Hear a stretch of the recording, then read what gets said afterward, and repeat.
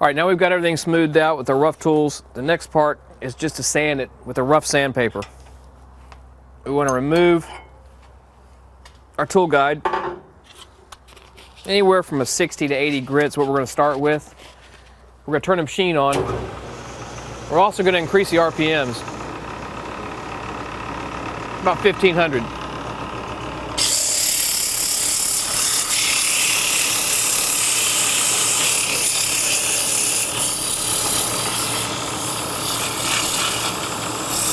You want to keep the sandpaper moving all the time so you don't burn the wood.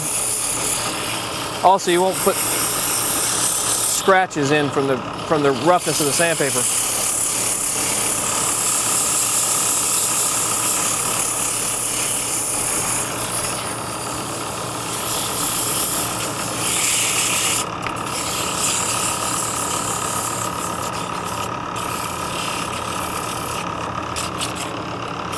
Takes very little on the decorative turning parts, the beads, so just highlight those a little bit.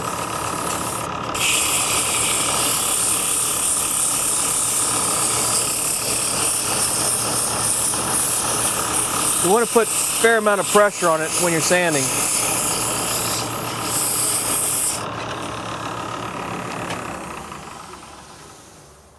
Now it's all nicely rounded and smooth, and that concludes what we're going to do with the rough sandpaper.